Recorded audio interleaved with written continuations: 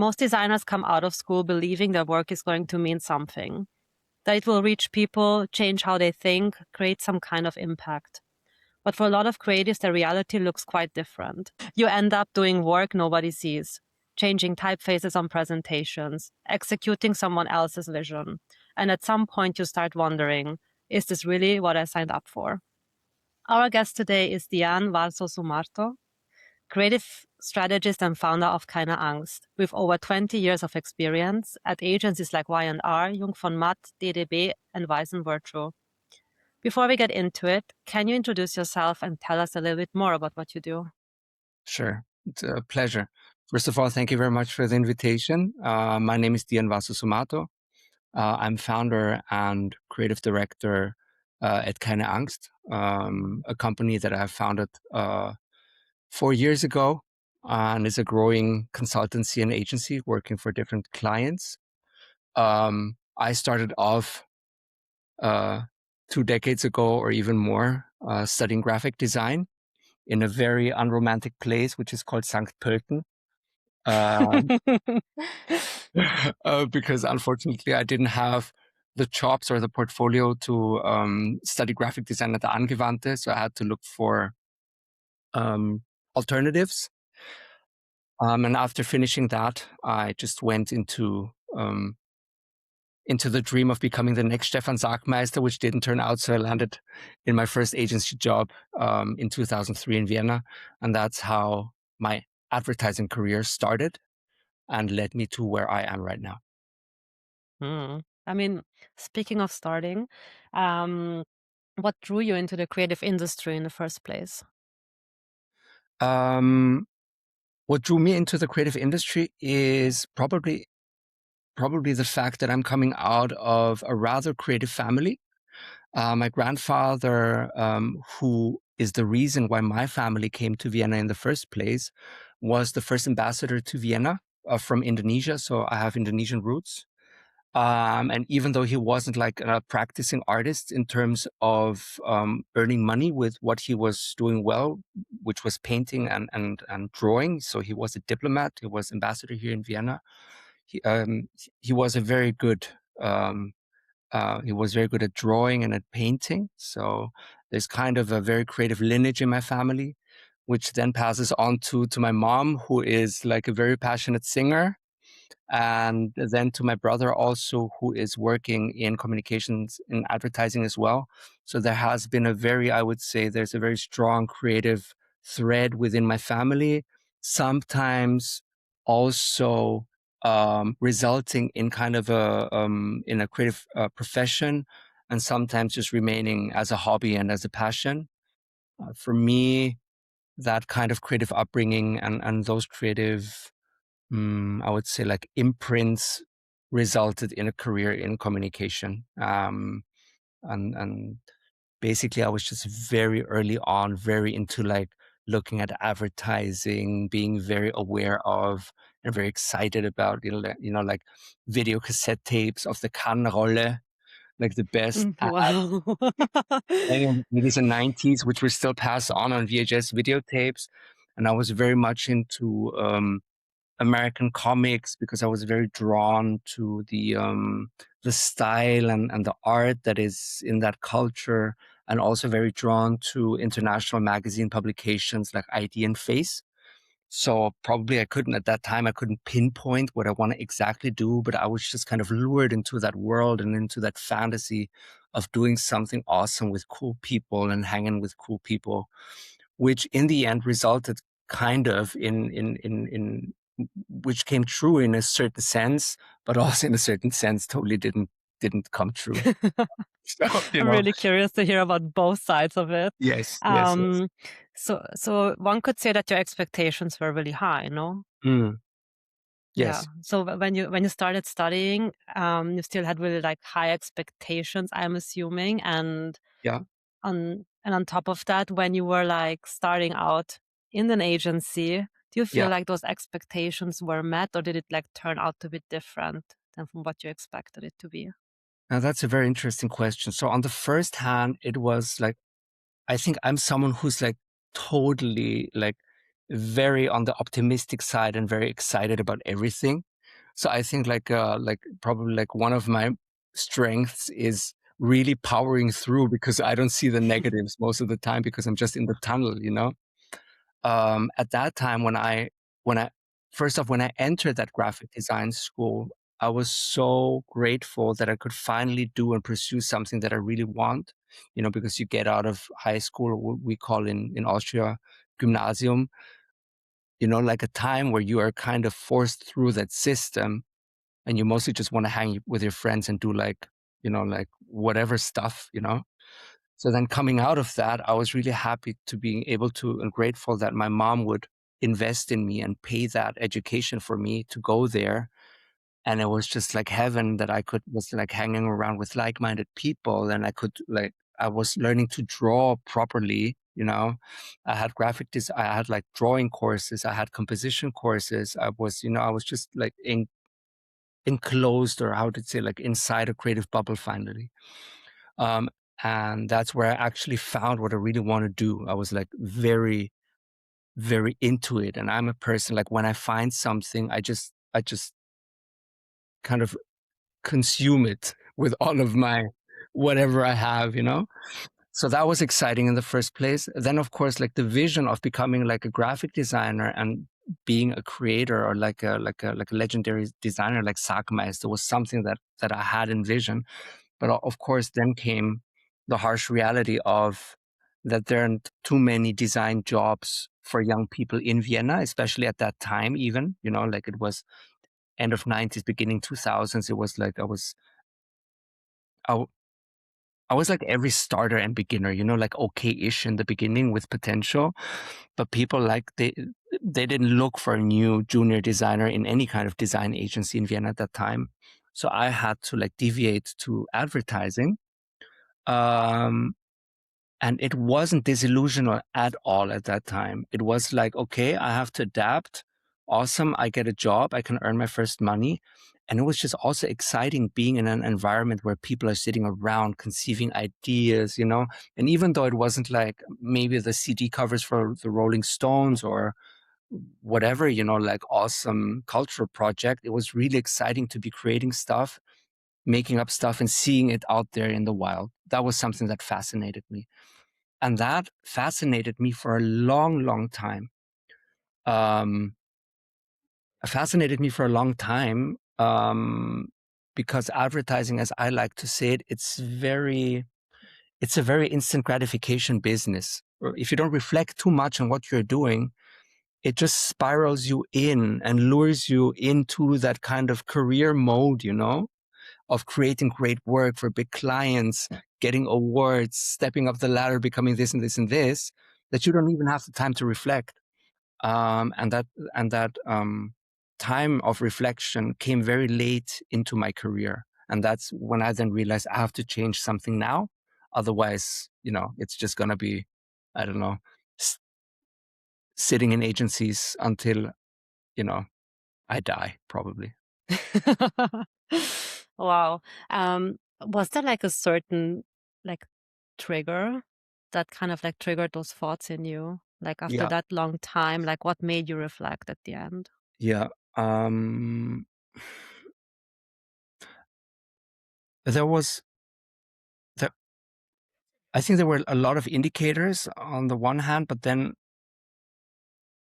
I, it, I think it was different things. And it was also weird spiritual things, I think. So the one rather rational thing was, so Austria is quite a small market, right? Which means it's smaller budgets and also less opportunities. It's just a reality. It's a fact.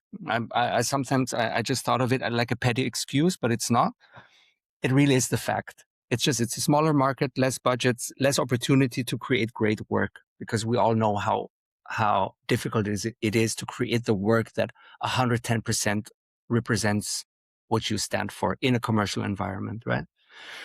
So, and I'm really super proud of the portfolio that I grew along the way, I would say, in those 2 decades. But then I had like an epiphany moment, which was like I realized that the work that I really stand for 100%, you know, and really comes out the way that I in that kind of perfect condition as I have conceived it, that very special and rare moment only happened every 5 years. So after 20 years of working, I just looked back at my portfolio and I was just thinking, okay, which would be the work that I would, like really take and would stand for? And basically it was like four pieces that had um, the international quality of execution, like the insight and the idea quality and everything around it was like basically four pieces. And then I just added it up and then I was like, oh yeah, right. So every 5 years it's happening, And I thought like, Yeah, that's I so don't want to, interesting. yeah. Why is that? Like, what was it about the other work that didn't make you feel that way? I think on the one hand, it's a very cultural thing, in terms of there is a certain kind of quality parameters that I was forced upon, forced upon on. I don't know, but like How I does was brought yeah, up in a, yeah, I get what you you know mean. what I mean? Yeah. It was Oh, forced on you, it was basically. forced to me. So I grew up in a very creative, old school creative excellence kind of way. So I was working at Jungformat for 6 years. That's where they tell you that you need to stay unzufrieden. What is it in English? Um, Shit. Yeah. Unsatisfied. yeah, yeah, basically unsatisfied, but actually you could also translate it into unhappy, which is also like a Yeah. yeah, basically that's the philosophy. It's like stay Oh, really? unsatisfied, bleib unzufrieden, which is like made sense at that time. And so there are certain parameters that are forced upon you, which makes great work, which is it has to, win international awards, it has to look like this and this and so on, which kind of then disqualified all of the other work, which is really, really sad, right? So it was purely the lens of creating work that is big, visible, has a great, like idea in an advertising sense, but it doesn't have to cater to any kind of, did it do anything impactful for the client, like in real, did it anything impactful for the people that did it, for the agency or whatever? Which disqualified all of the other work that probably wasn't that bad either. So the standards that I was educated on made me think about it that way. Um, which made it a very small corridor of what is really great work. But your question kind of, yeah, that's probably also the thing. And now also reconsidering and reassessing what great work actually is about, moving the needle in a commercial way, moving the needle in a relationship way, being happy while doing it and not like killing yourself while doing it, all of those things, if that makes sense.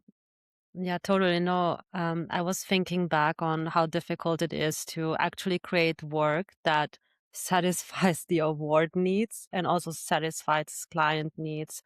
And if you think about it, you can be lucky and have clients that want to push boundaries in a creative way that say like, okay, let's just go for it. But then you also have clients that play it safe. And then it's like really difficult to find like the balance of creating work that will win awards versus creating work that will create an impact for the client, because what you already said before, those two things are not always in balance with each other. Mhm. It can Mhm. mean two separate things. So it's like, okay, what am I going to focus on? The Yes. agency's needs of winning awards or the client's needs of actually creating impactful work for them? Do you think that, well, this is a question for both of you, but do you think that work that wins awards is the best work always? Because I just recently was part of the CCA awards in Austria, as like in the jury. And I noticed that a lot of the work that we were looking at, for me, it felt like it was made for winning an award. But that had a lot of questions in mind, like, did this actually have these results? And also the way they present the results is very like, going in the direction of lying with statistics because there's not enough context to know, like, what does 37% increase mean? Like Apple You does know with what the I mean? chips. Exactly. Yes. Like, there's not enough context to know, like, was it actually successful or as successful as they're presenting it to be? And also, like, there's a lot of resources that go into the video for the award that is just made to convince you that this is an amazing idea. And a lot of times Yeah. you have to take a Yeah. step back and look at it from a different lens. Like, is this actually an amazing idea, or have they just like presented it so well that I've been convinced by it? So yeah, just back to the question, like, I felt like a lot of the work that was there was made just so that they could submit it to all the different awards. And then I asked myself, like, is it really great work? Even if it wins those awards, like, is it really great? I'm gonna hand it over to Dian. It's it has been it's been the first. Was it the first? Sorry, and apologies. I'm not the interviewee, but I just need one question for context so I can give you a Yeah, more. sure. Like, it's a conversation. No worries about Okay, it. right. Like, we can just have like a nice conversation. Was it the So first time that you were invited to a jury situation and that you were exposed to that kind of situation and the work in that how do you say it? Like in that volume and taking it all in and stuff? Yeah, it Was was the it fun for you? yeah, it was the first time I was there personally, and one time Rebecca did it and like told me how it yeah, was. So and it was we, like kind of like a second Mhm. experience, but first time for me, like personally. yeah, I mean, we had kind of like different roles in it, but I think the impact that it had on us was similar. Like, I Yeah. was in the jury and you were the head of jury. Is Yeah, this I what you was like call it? the one leading the jury or whatever. Okay. Yeah, so it Okay. was quite different perspectives. I think you saw way more work than I did. Like, I didn't see all the filtering of the work that happened before. That's true, yeah. So I only saw the ones that were selected for the shortlist, I believe. Yeah. No, Yeah. wait, was I selecting for a shortlist? It's been a few years No, you must now. have seen all of that. Yeah, I think I saw all of them. Yeah. Yeah. Yeah. No, I think the impression that you have is very right. And I think it is also very it's super important that we finally have a very honest conversation about that. And as always, it's just a little disclaimer. This is my subjective view and my personal life experience, but I will just finally grab the chance to have a hot take on that. So Well, let's go. I come from the culture and I come from that age that you were experiencing. I grew up in an advertising culture where I don't know, maybe 60% or more of my time was utilized to create work that will win awards. Sometimes on actual briefs and sometimes not even on actual briefs, you know? Because at that time, where that comes from, winning awards was a lot about having a marketing tool that you can show around, proving to future employees and especially to clients that you are a creative agency. So I think creativity in that sense was the currency at that time, and awards were a very handy way to prove it, right? And out of that culture came all of those. I'm not an advertising historian, but I'm just doing the post-rationalizing job at the moment. Out of that came all those awards, which are basically like very big international money machines. Whether it is the Cannes the Cannes thing or whatever award. On the one hand, so I want to take that a little bit back. Organizations like the CCA or the ADC in Germany or whatever organizations are very important organizations in terms of giving creatives and creative companies a voice and a platform to represent themselves and to connect. That is like very, very important also for the young people. On the other hand, there's the award thing where my personal opinion right now is that it still operates on old codes. The codes of creating the most creative work that might not have been the most commercially successful or impactful for the client, but worshiping and appreciating the craft of creative thinking and creative execution. That said, I think a lot of work, I'm also very how do you say, I'm also very skeptical of how much business impact those works actually had.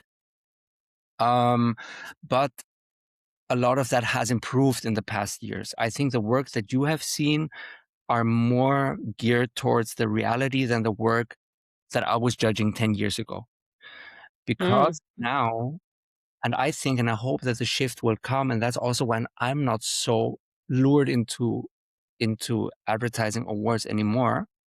I have submitted some of my work because I'm still not prone to, like probably having an ego, or also like showing that my work is good enough to compete, But there has been a huge paradigm change where a lot of us in the industry are still having a hard time to catch up with, which is measurability, which is actual business impact that people and corporations have to show within their walls, and the adequate work that we produce for that.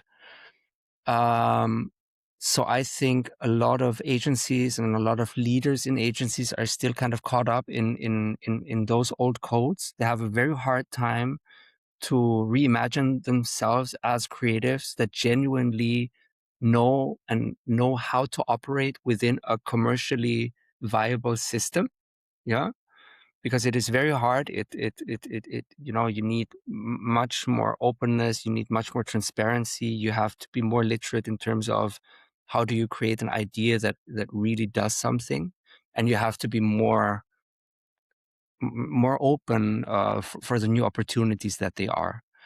Because I think right at the moment, and this is like an inner conversation that I have right now within myself, is where do brands actually win right now in 2026?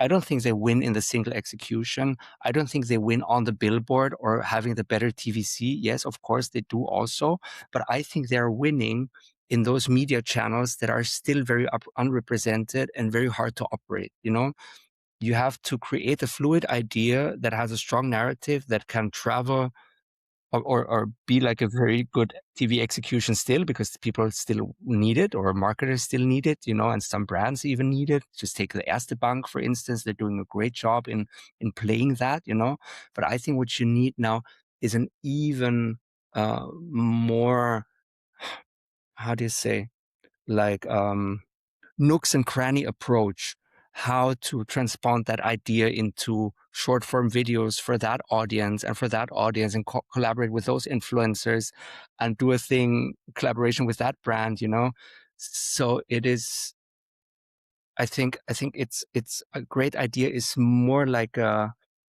fungus Mycel system nowadays, where it's not showing the big stuff and hoping that people might reflect on that, but kind of ingraining transmedially storytell your thing, especially in in non-paid, in organic formats, where it's shifting, or that is just, it's just, I don't, it's just a feeling that I have, and also like an approach that I want to pursue, or that we're doing right now, of what is non-traditional, and how do we have to communicate so it has a lasting impact. So that kind of very fungi-driven, like Mycelen. I don't know if it's Mycelen, but you know what I mean. Like this kind of the idea and the communication that permeates all the levels and sheets of your audiences, or the spaces that you want to reach. I think that is something that we have to explore. And like, people outside the Austrian market are already doing marvelously, but we just have to, just Catch place it up here. in, as opposed to creating, that one thing that is like, that you can see, you can judge, you can appreciate. You know what I mean? And this is, I think, this is the code that most of the communication is built upon, that you were judging just recently, Hmm. because Yeah, it is very that's really much, true. yeah, it's I much more agree difficult with to your point judge. there. Yeah, I'm and so I think this that is something that I'm just making up on the way, but I hope it kind of makes sense. It's, yeah. no, it totally I can totally relate to what you're saying. Like in terms of thinking about the impact that you create is different right now. Like how the world of advertising works or design works, I feel like is different now. Of course, it evolved than it was 10 years ago. I agree with you that it's more like the storytelling, the narrative has to span through different media. It has to it's just not like one billboard that creates an impact. It's like everything that comes together that creates the impact now, versus back then there was an ad that was like, wow, was it like Old Spice or something, that everyone talked about that one ad. I'm not even sure if that's something that still happens in the same way that it did back then.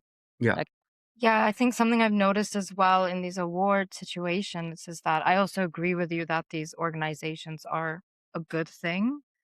I also really like what the CCA does just besides just the awards. They do a lot of community work, which is important.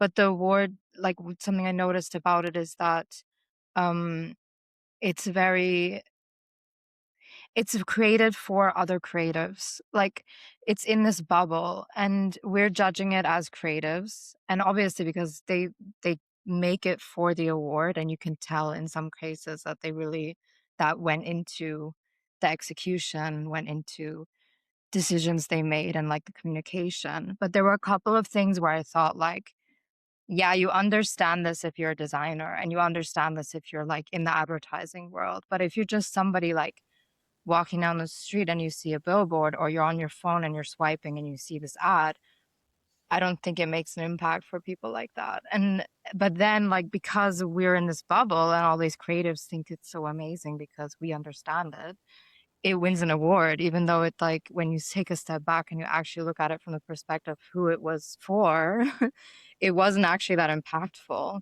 And I think that's just, I don't know, that's something that that bothered me about the, and there were people in the jury that brought that up as like a concern, which I found really refreshing because when I remember like you telling me about your experience, it was very different, like a couple of years ago.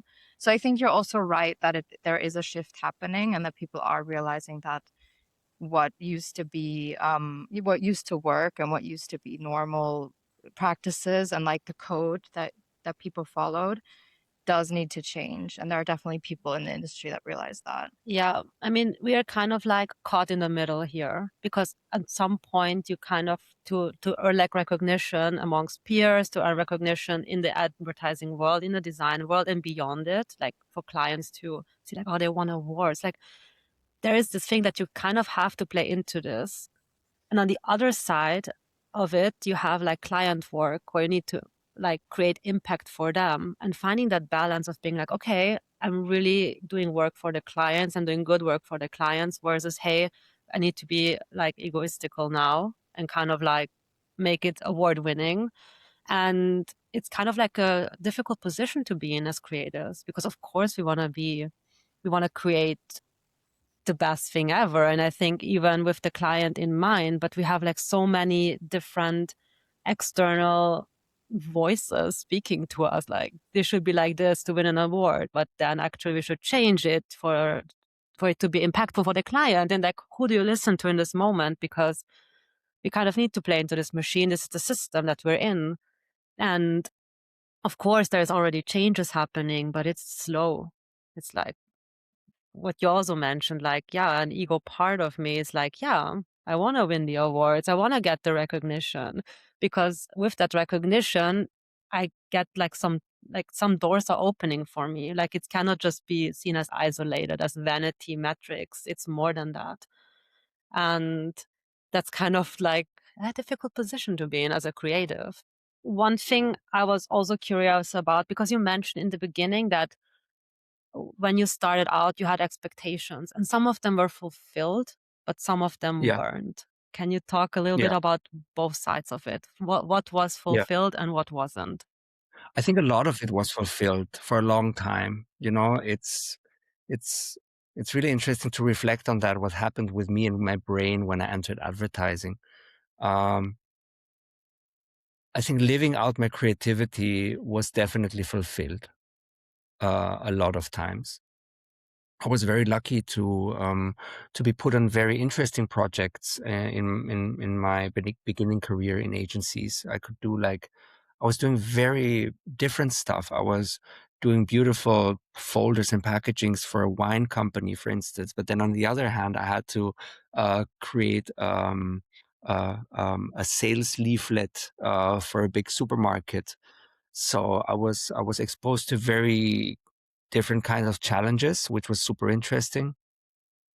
And then I kind of realized that I'm quite a passable conceptor. So I was a graphic designer and an art director, but I always was very conceptual in an approach to my work. So I think living out my creativity, or like laser focusing my creative talent on creating advertising, was so gratifying for a long time that I really kind of it's really interesting. I have a hard time answering your question because it was so gratifying most of the time. You know, I was doing awesome stuff with nice people. I was hardly sleeping, but that was okay as well because I was winning awards. You know, it was even one of the most absurd things that I did was that I after work, which is very late, I went to a coffee shop to even conceive more ideas that would actually win awards. You know, they actually then won awards. You know, so I was, working nonstop because I was just so driven by that thing. And then I went to here in Vienna. There's the Westbahnhof, right, which is one of the central train stations. And they still have, and back then they even had more awesome like magazine shops and kind of magazine shops. And I went there, and and I was like just enjoying myself flipping through magazines. I was putting bets on where the visual cue would be that would lead me to the next award-winning idea. You know, that was that was a parameter of buying a magazine. That was it was so symbiotic, you know, and it gave me a lot. The thing that didn't fulfill for me then was kind of the dream of becoming like an internationally working creative. I always had the vision of myself going abroad and, you know, like working at Wyden or working at whatever great shop at that time, you know, in London, New York, or whatever. I kind of overcame that with the gratitude of having a healthy family here in Vienna, and also appreciating what life gives you here, you know, in in in Mickey Mouse Disneyland in the middle of Europe, where everything is safe and sound, and the water is so clean, and the prices are okayish, you know. So I swapped that for that, and I'm also cool with that now. But that was one thing that I had a little bit of a grudge with, that I couldn't work internationally for a time. Yes, but then actually I think I was so happy working in advertising. But I think what was even more challenging for me, rather than something that it wasn't the realization that everything didn't turn out the way that I wanted it to be. It was more like realizing. So if I may interpret your question in another way, it was more realizing what staying in that industry would actually mean, or staying in that industry without reflecting on it, you know? That was like the thing. I was just like, oh my God, you've spent 20 years now working for agencies. Okay, you've got a good name, and you've got a good, I don't know, like track record, but you haven't built anything for yourself. And basically you're pouring in your creativity for, you know, like mediocre work most of the time. That was like the wake up moment. And I was like, during that time, Kanye West has built like an overspanning musical and product design empire, and you've wasted your God-given gift of creativity for fucking advertising. Like, really? you know, you know, that was like, I'm still like, I'm getting the chills and I'm getting tears in my eyes. Because what advertising actually does, and this is like a rant part of it, like it's a huge industry machine that takes your creative gift, gives you the opportunity to monetize it, but then also hinders you to live your best creative life that actually every one of us has, that has the privilege of having enough food and water and shelter. You know what I mean? Like if you have food, water, and shelter, there's no fucking reason that you cannot reach anything in the world that you want to be, you know? That is my philosophy. And that is also what I'm telling my kids. It's like, dream the biggest dream that you can have, because you have like the fundamental assets that make it even possible for you to dream that dream. So you only have the responsibility to live your best life, you know? And that was like game changing moment. Was like, oh my God, like other people, I had the same opportunity that Kanye had, but this is what I made of it. Like seriously. And that made me think, and that made me reassess everything. So what happened was really your values kind of shifted, because at the beginning you were valuing or like very highly prioritizing having creative ideas that would win you awards, and you were chasing like these awards the entire time and that recognition, and that switched to valuing yourself and your own creative journey and your own whatever you can make of it. So what did that process look like of finding yourself and tapping into your creativity for yourself instead of for clients or for winning an award or Yeah. for the agency? Yeah, that was a turning moment. So the last advertising agency I was in, I must say, like looking back at it, it was the awesomest place that I could ever work at. It was Virtue, which is the creative agency of the Vice Media Group. And they had an agency here, which was very big. And I was very privileged to be the executive creative director there. That's where I grew a lot as a manager, a leader, and as a person.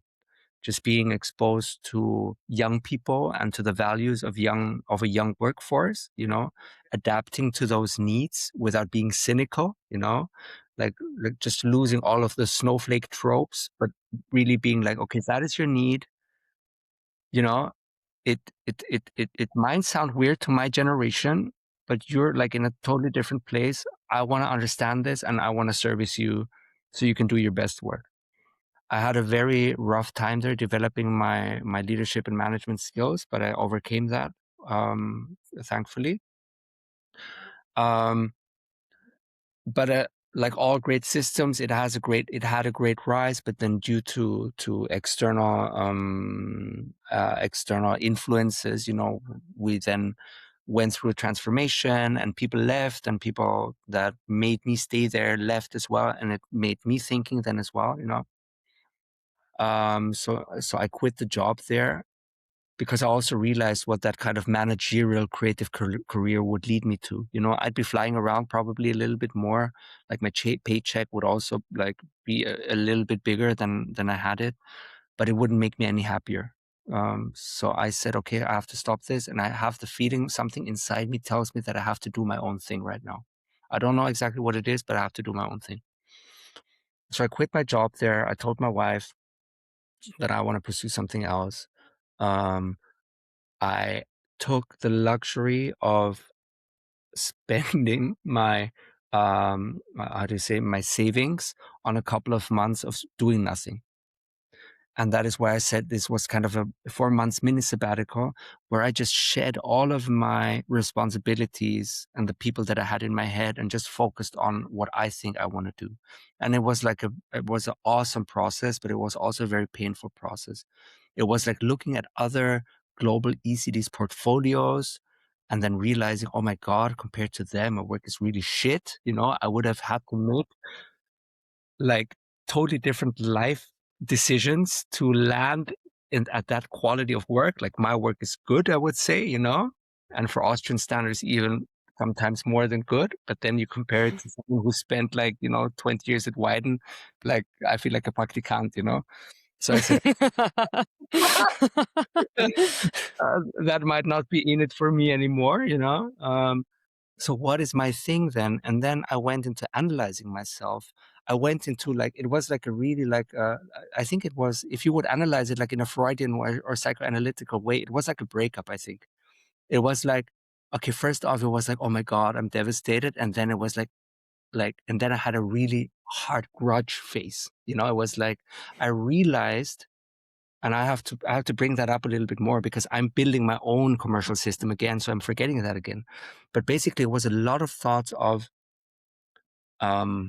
realizing that you're giving so much to an industry that doesn't give you back anything anymore. You know, like you're pouring into that system, you give your and I always say I have to use spiritual language, otherwise it doesn't hit. You know, I'm not religious yet, but I'm definitely spiritual. But I Yes. just have to say it's a God-given gift, and that spark that every one of us gets, and you give it away to serve commercial purposes. You know, and you even sugarcoat it with everything else. You know, lifestyle and awards and everything else.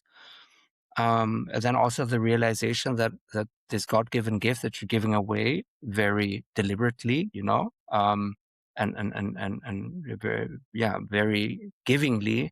Sometimes it's just, you know, just kicked with feet by other people who just don't even that can only criticize but can contribute in any kind of way, not even like the least form, which would be gratitude or constructive criticism, you know? So you have to deal with that. But then on the other hand, that system, on the one hand, that system gives people the security of being able to work and get a fixed salary, you know, that like it's taking all of the risk. And on the other hand, what I see the marketing system and probably like a huge or the creative industry is, I think it's binding a lot of creative power of us people that could be used for something else, you know, and this power needs to be liberated in some way, you know.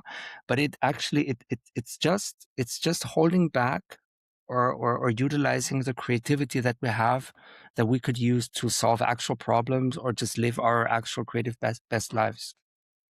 And I think just awareness of it just helps me to deal with it better, and to make better decisions. Yeah, I totally lost your question right now. Me too, but I just want to say, I loved listening to it. That was no, I also want to say that you're making me want to quit even more now after that, because it's like, it's so true. And it's very like, it's graphic design or design is so weird because you're a really highly creative person and this is your outlet and that's how but then it has to sell, and it's like so capitalistic in nature.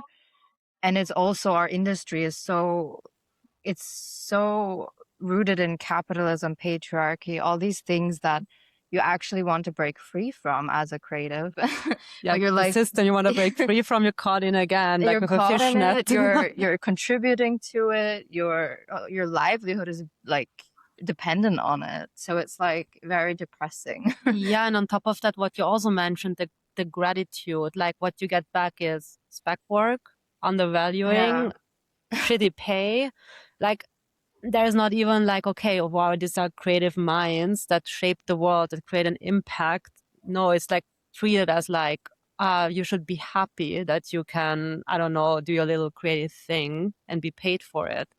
And that's another thing that pisses me off about Makes the it creative. even more depressing. Yeah, it's kind of like something we also try to fight back on, not to fight back. I think our way of doing it is like giving back to the community Exactly. in a positive way. That's the coping That's mechanism our we have. coping mechanism.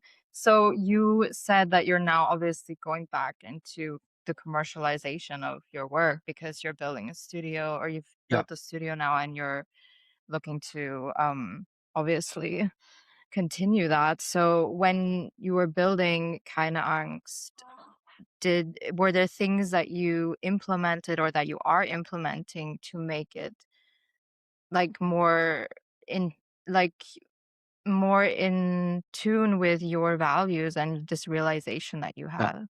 Yeah, a lot. I think the one thing that is happening automatically when you're turning freelance or entrepreneurial, that you are in the situation that you can choose your relationships and the people you work for. This is like this is it's just, that's a huge point, right? because it's just choosing who you want to spend time with. And that old fact that you're your own boss, so to say, that is something that is like very, very gratifying. And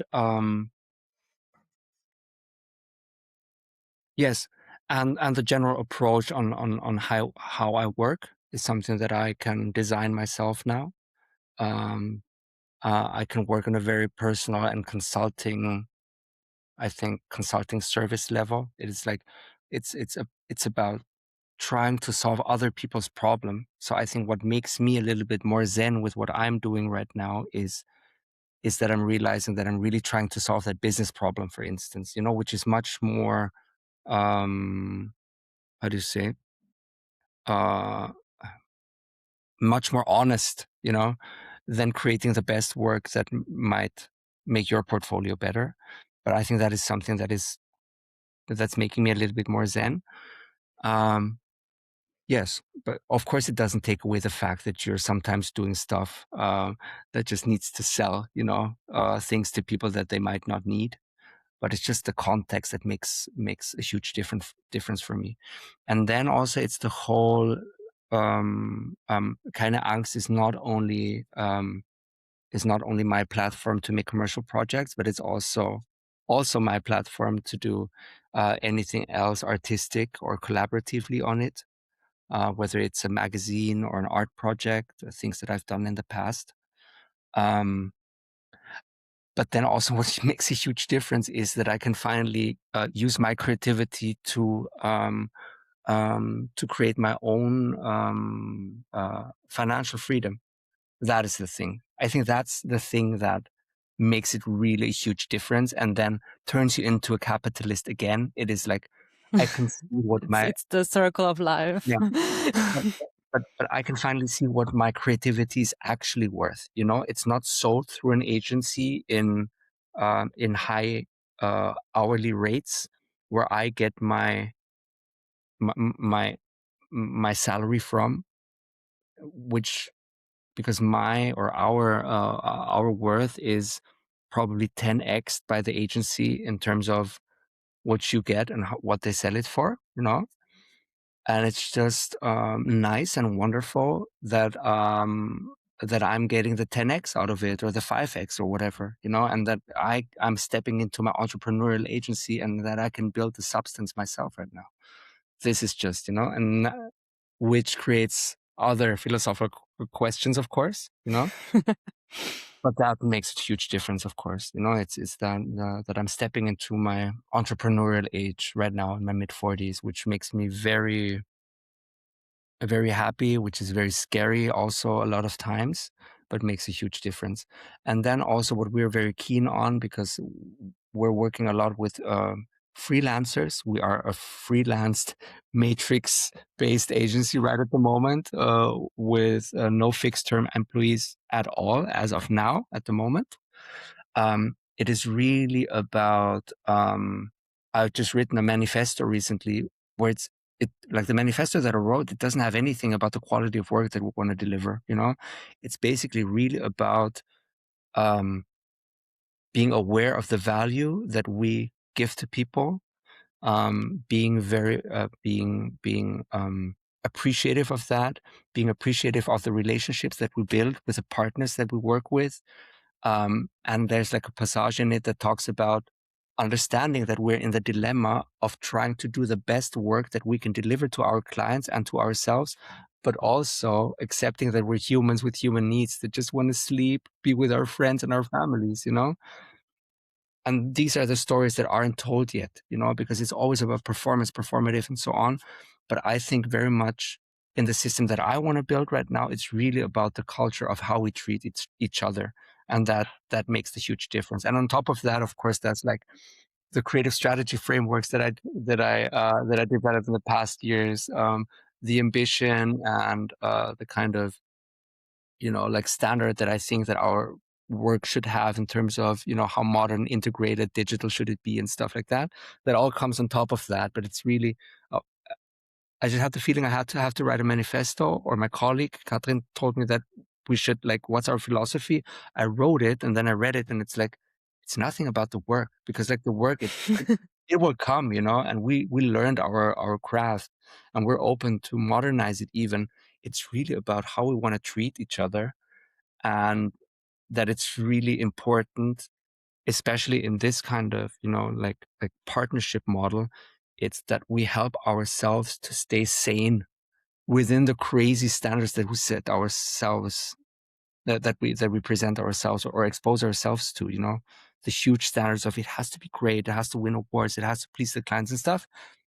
It's really important to look out for each other so we can stay sane while doing it.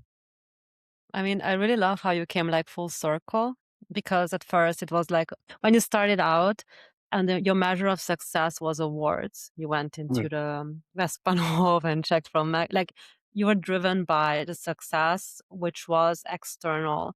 And now in the end, what you're saying is that what success means to you is to come home to your family and to Mm, stay sane with your colleagues, to have a great relationship. And it seems like the measure of success has shifted for you from mm, very external to very internal, and very not just internal but like immediate, mm-hmm, like where success means you have good colleagues, you have a good network, you have good work, you have money coming in, mm, but it's less about being the next Stefan Sagmeister. Maybe that's mm-hmm, still in you, but mm-hmm. from what I'm hearing right now, it has like shifted a lot. Yeah, yeah. Is that still an aspiration you have, is to become like a household name, or is that something that you kind of don't mind if it doesn't happen? No, but I'm really like I'm really still flabbergasted of like creative legacies that people leave on our earth.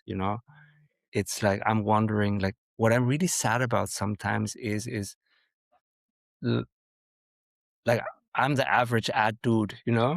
Let's to make it very like very how do you say, like very to dumb it down, or like Sim- to make it very to to simplify it. yeah, no, just to make it most dramatic, like take me as the average ad dude that has lived his life in this industry, but still, like when we pass away and we don't leave anything, there's so much knowledge and so much that leaves this place, that just goes away. So I still have an aspiration of leaving something, and probably I just have to tell you, so I will probably manifest it. I've written so many. Um, I'm dreaming of building a school. That was actually what I was dreaming about when it was like coming back to your question, because now I know like what you were asking me, Rebecca, like the process of getting back to my creative thing. I started dreaming again. That was the thing.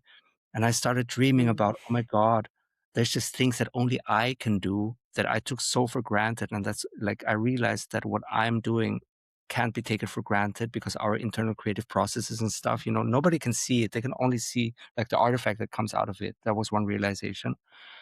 It's like that thing. And then I just realized there's so much that I can do. And I dreamt up a school, like a creative school that delivers a new kind of creative education.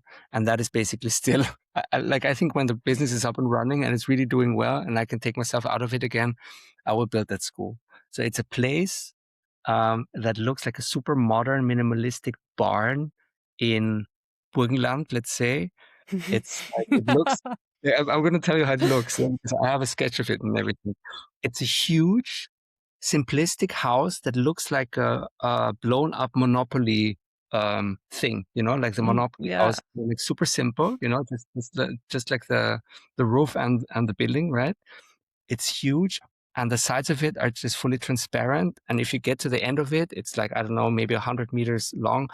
You step into a huge like amphitheater where we sit around and have beers and stuff. Um, there's the exact same thing. So that's the one building. Then there's the second thing, which is the agency or the consultancy. There's two buildings. In the middle is like a place for fire where people just sit around and meet. The one thing is the educational thing, and the other thing is the thing that produces. And it's like a living system. Um, because I think I had the dream, or I had the vision that I want to build something where I can kind of pass on my philosophy of what I think is creativity, and the dream was actually to liberate the creativity that is caught up in the marketing system on the one hand, but then also I think what the world might need to be steered in the right direction is a new generation of creatives and creative directors that are implemented in the big corporations of the world that help to steer them in a more creative and maybe also in a more positive way. So I got it out there. Now I have to manifest it, thanks to you. But Love that. that is maybe I might not become the next Kanye West, but maybe that is something that I can still pull off in a 30 to 40 year lifetime. But I You just have time, so yeah. Yeah, you have time. This episode was extremely reflective, and so therefore, like, the final question is also pretty reflective and it actually fits this episode probably the best if I think about it. If you could go back in time, what would you, like, when you started out, what would you tell your younger self about, like, about creative industry? Like, what would you have done different? What tips would you give yourself to um what tips would you give Yeah. yourself? But maybe it would really be like start your own thing as early as possible. I was just thinking about that. Funnily enough, today I was thinking exactly that same question. It's like a déjà vu that isn't a déjà vu. You know that? You know, like you have a déjà vu and Yeah. it was déjà vu or not. But no, I'm also thinking, like, on the one hand, it's the thought that I think everything in life happens the way that it has to be, right? There's just that one journey that we all can take. Now seeing, and maybe at that time it would have been much more difficult to do it because I didn't have the vision of what I want to become when I was 18. But probably the advice that I would give to younger people now and also to myself is really try to find what you are about and live that thing before going into a system that really taught me a lot. Really, I don't want to be non-appreciative towards what those systems, those companies, those people have taught me. But especially nowadays, I see there's so much opportunity in what you can create, and also being really fascinated by the Helmut Lang Ausstellung that I went to just recently. It's like we can do anything, but we just have to start it, and as early as possibly probably because life is has an expiry date, unfortunately, right?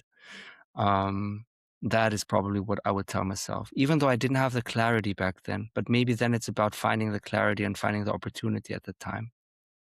And that's just one thing that I just want to tell to the whole of Austria and Vienna. Every time when you think in Wien geht nix, just think of Helmut Lang. That's that's basically the thing. So everything goes from anywhere in the world as long as you have the fundamentals right, which is food, shelter, yeah, anything goes. Thank you so much. Thank you. It's really inspiring. Honestly, such a reflective episode. I really Yeah. love this talk, and I could go on way longer, to be honest. Thank you very much. Sit- Thank you, yeah, for asking me those questions that I can just jam on and also get the things out that that I haven't gotten out yet. Yeah. Yeah, thank you so much for joining us today for this reflective and interesting conversation. Thank you. Thank you for listening to this episode. If you enjoy conversations about philosophy and creative process, check out episode 107 with Catherine Speth, where we talk about the role of philosophy in research in art and design. If you enjoy the podcast, please leave us a 5-star rating.